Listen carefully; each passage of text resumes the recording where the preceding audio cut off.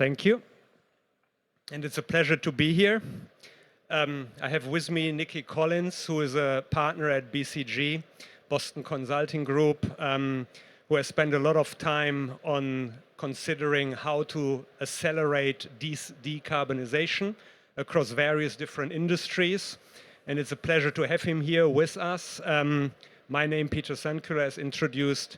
I'm Sustainability Director at Dow, and what we will do over the next 15, 20 minutes, and you are welcome to ask questions, discuss how we can accelerate decarbonization of heavy emitting industries and what tools to transact carbon along the value chain is needed for doing that. We will start, however, with a quick intro of why we stand here, and I will ask Nikki to mention and highlight how Boston Consulting, the Boston Consulting Groups looks at their strategy for net zero. And so, Nikki, maybe we start there. How do you look at it? Thank you. So yes, BCG, Boston Consulting Group, we aim to be the world's most sustainable consulting firm. But what does that mean? Well, of course, we aim to take care of our own emissions, but more importantly, it means helping our clients across sectors with their decarbonization strategies and the energy transition. Me personally, I, inside BCG, wear two hats. I co-lead a lot of our relationships with the global standard setters in the sustainability space. So I've supported SBTi as a client for the last 7 years. I'm part of a number of ISO working groups and involved in the recent GHGP ISO collaboration. When I'm not doing that, I'm working with our corporate clients across industrials with their go-to-market strategy on low-carbon products. Because if you can't make a business case for low-carbon products and decarbonization investments stack up, you simply won't do it. So for us at BCG, this isn't just about doing the right thing, it's also about making it profitable. Peter, intro to how Dow are thinking about sustainability? Absolutely. And we face actually some of the challenges that you mentioned right now. How do you basically build the business case for deep decarbonization of a relatively heavy asset structures like crackers, like heavy emitting units? So how do we go about it? That's our scope 1 and 2. The electricity we are working on, for example, with nuclear reactors in North America, where we have plans to install those to facilitate, to power our plants. On the other hand, we look as well to reduce the emissions from our crackers with projects that involve CCS, for example, all with the aim to have by 2030 our emissions reduced by 30% versus our baseline in 2005. Between 20 to 30, we want to reduce globally our emission profile by 15%. So it's a continuous journey towards a net zero 2050 target. So we committed, we do investments, but we will talk about what needs to be probably true to really make the business cases even stronger and potentially accelerate. So a bit of the problem, maybe to start with the problem with decarbonization, and it won't be a surprise to anyone, is that it's expensive. To decarbonize the chemical industry, it will cost $4 to $6 trillion. To decarbonize other hard-to-abate sectors, similar, very, very expensive. And when we think about the premium that represents on the primary material, it's quite high. It can be in the range of 30 to 60%. But, and here's the critical piece, when that premium gets translated to the level of an end consumer product, the increase in price is very incremental, 1 to 3%. That's spread over a 25-year time horizon to reach net zero by 2050. We're talking about a 0.05% implied inflation in order to achieve a totally net zero value chain. So the economics can stack up. The consumer's never going to choose to pay, but they don't need to know. This is something that can be afforded by value chains. So then the question is, why are we not seeing more investment? Why are we not seeing more demand from the downstream pulling through the investments in the upstream? And maybe, Peter, you can shed some light on why that's not necessarily what's happening today. I think, yeah, let's try to do that. How we look at it is in potentially the following way. You see that we have different assets, let it be 15 globally, where we need to have major projects of reductions, which can be costing around 1 billion or more of actually completion. And we have charted out a path to do that one by one, right? You can't do all of them at the same time. That is economically not feasible. And to build the business case is also not so easy to do all at once. However, we have customers all over the world that are interested in low carbon products, according to what Nikki lined out here with the value chain. You see here on some of the booths around that, car parts, packaging, construction elements, pipes, all of which have some ethylene content as a building block for making it. Polyester bottles have an ethylene chain in there that is basically one of the building blocks that has high emissions that we actually need to decarbonize on an asset basis. So what is now the difficulty? If we do that one site at a time of all our fleet, then we may not have a product that is made in Europe, and the first site that we tackle is in the US. We may not have directly some material available in these two sites, that low carbon ethylene from North America and a product that someone wants in low carbon, although it's in my corporate boundary. I'm responsible for the ethylene that we make globally, but I have demands somewhere else in the market, not at that specific site. Now, that is one of the challenges that we face, and apart from that, that not all sites make all the products. So we sell products that we don't make in the first sites that we actually, where we do decarbonization, but that is basically, I think, a connectivity problem between where supply and investment happen today and where eventually we will need to see from a consumer demand the willingness to build and invest in low carbon products. And I think we see the same problem, not just in the chemical industry, but across all hard to abate sectors. Geographic proximity. The customer that's willing to pay is not necessarily close to the decarbonized asset. Value chain complexity. It might not be your direct customer willing to pay. It might be the end consumer brand or final product manufacturer that's willing to pay. So how to solve those two problems? And we need to solve them, or else we won't unlock the business case for action. That's where this topic of chain of custody comes in. If you're close to the sustainability world, it's a very hot topic this year, lots of people talking about it. Simply, what it means is the tracking of low carbon attributes for a mixed production process or value chain. Now, there are many industries that have been using this for years. Electricity is the perfect example, right? When someone installs a wind farm or a solar farm, you don't expect them to build separate power cables to connect those demanding renewable assets, renewable power with the assets generating them. Instead, they go into a mixed grid. And materials doesn't need to be any different. Ethylene is ethylene. Doesn't matter whether it was made in a green way or a gray way. And so chain of custody is all about robustly tracking the flow of low carbon attributes so that when someone demands a low carbon product, they can say, I've added some low carbon ethylene to the grid of global ethylene. Because tracing the exact green atoms, even if such a thing existed, would be practically impossible and would incur additional cost, carbon, and complexity in shipping low carbon materials all over the world just for the sake of carbon accounting. So this broad topic of chain of custody is gaining a lot of traction, a lot of interest right now as a practical way, an incredible, robust way. We'll talk more about standards in a second, I think, but a robust way of monetizing low carbon products without physically segregating them. And I know Dow is exploring this as well. So Peter, do you want to say a few words on that? Happy to do so. So how we look at that is starting back or going back to the example that I just mentioned. We have a customer sitting somewhere in Europe, let's say, and he gets a product, an elastomer, out of our production sites in Europe. He wants to decarbonize this product, or she. In that context, we have started to have our first net zero site or our projects in Canada, because that's the most cost-effective way to run a net zero cracker plant.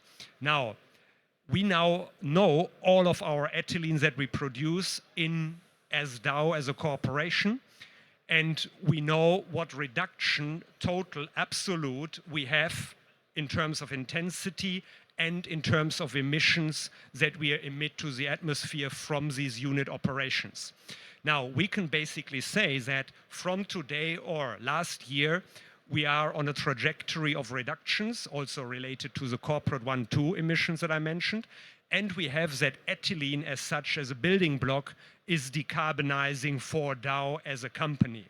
Now, because we have one of these assets that has the lowest carbon footprint on ethylene, we could ship that ethylene from wherever this plant sits to the other plant where we make the product for that specific customer, let's say for a car bumper. We can do that. That's a lot of, like Nicky talked about, energy efficiency. You liquefy the ethylene, you ship it on a continuous basis all over the planet. Or you basically say within Dow, we're using a multi-site mass balance where we say, as long as we are absolute reducing and the intensity continues to fall for ethylene, within the chemistry chain of ethylene, we can basically bring a low carbon ethylene made with the ethylene in Alberta or in Canada to a site in Europe where there is demand for that. There are lots of safeguards around this kind of methodology that has been developed, and we're looking to have this more and more robust. We are talking to standard setters in that to figure out how we can get a broader acceptance around this, because it's all about connecting the supply, wherever it happens, to the demand, and we would like to encourage more companies also to look at that and build on that. It's not for Dow alone, that wouldn't make any sense, but to get a broader infrastructure going of how to connect supply and demand. And it's great to see innovative approaches like this coming out in the market. The first question anyone asks me as a consultant on this topic is, well, what do the standards say? Is this allowed? Is it not allowed? Will our customers accept it or not? And the reality is there is no clear answer. If any of you have spent any time looking at these sustainability standards, you'll see it's a messy gray space. But what we can see is that there is a lot of momentum behind this topic with these standard setters. So if we quickly talk about them, on the carbon accounting side, Greenhouse Gas Protocol and ISO, you may be aware they've recently announced a collaboration on their product carbon footprinting standard. Within that standard, we see early signs of what they call multi-ledger accounting. The idea that you can use mechanisms like mass balance, like book and claim, for purposes of calculating carbon footprints that are then reported in a customer's second inventory that can be used towards delivering targets. And that's the second one we move on to here, the target setting standards like SBTi. We see most demand for low carbon products coming from customers looking to deliver on their scope 3 targets. But of course, they don't want to buy a low carbon product, maybe at a premium, and not know whether it counts or doesn't. Now, SBTi have already made some great progress in acknowledgement of these mechanisms in their draft of their latest net zero standard. Expect another version out later this year, in early November, we think, where they will be much more specific around which of these mechanisms can count towards a science-based target and which ones can't. What's clear across all of them, and within some of the regulatory standards, and within many of these other initiatives that are emerging, is that this is a topic that the standard setters acknowledge needs clear guidance. So whilst today, some customers might say, yeah, it's not clear, I don't know. Others are starting to say, look, I can read the tea leaves here. I know the direction this is going. And actually, there's an advantage to getting in there early and taking a little bit of risk to secure access to low carbon products, which we very much foresee being a scarce resource, especially in the next 5 to 10 years. Now, that's critically important if you're a company looking to deliver your scope 3 target in 2030. In fact, 70% of all science-based targets, that's 3,000 commitments, 70% of them are due in 2030. So if you're a customer and you are planning to deliver on that target, accessing the scarce supply of low-carbon products is critical today, and to do that may require some flexibility away from a totally physically segregated model. We hope to see that endorsed by standards, but watch this space. I think next time we have a conversation like this, it will hopefully be clearer. I know that there are some customers already taking a leap, and yeah, let's maybe talk about them. And this is also linked to the webpage where you can find more information on what we call the carbon footprint ledger. It's on our webpage. That link will take you there. And you will see some case studies of customers that have taken that leap and basically looked at how they can execute against their targets of reductions, and as well intending to lead the way in showing how investments from upstream brands, customers, can flow back to the industry to fund decarbonization and drive the progress that we all need. So these are bold steps, I would argue. In the case of P&G, that's a commitment over 10 years, over several million tons of carbon reductions on the various products that they buy from Dow. So that's really a first step where we are transacting carbon next to Univar and Givaudan, which are another customers. There are several customers that we have active dialogues about how we move this forward. And as Nikki pointed out, there is some gray space, but on the other hand, if you go to companies who do the auditing of these kind of systems that we have put back, we went to ERM CVS, and with them they have basically looked at the standards or the ledger that we're using, and they have given us limited assurance that this is in line with GHG protocol and ISO on product carbon footprint accounting, meaning that they recognize, next to what Nikki said about SBTI potentially, that these kind of tools are indeed necessary for accelerating the transaction of low carbon solutions that ultimately we all need for a net zero future. With that, maybe I put on the next one, and we talk quickly about what can we do to accelerate. Any? Yeah, so I think the case for change, the case for market mechanisms is clear. Decarbonizing industry is expensive, but at the level of the final products, it's affordable. Today, there are these structural barriers that limit the ability for companies to do transactions across the value chain and unlock the billions of dollars that are needed to realize the decarbonization. Market mechanisms, chain of custody, it's an accounting approach that protects the environmental integrity of the products you're offering. It's a product carbon footprint, it's not an offset, but it's one where you avoid the need to physically segregate products while still creating a premium version and a traditional version where the premium one represents the low carbon product. And that ultimately, to build on that, drives demand, right? If we see that there are more demand for low carbon products in different industries, we can then easier scale. Now imagine the reverse. We have one plant, 10,000 customers from that plant, half of them never even heard of SBTI, and that is not disrespectful. That simply means that they have other things that they worry about on their daily life. Maybe they're also smaller.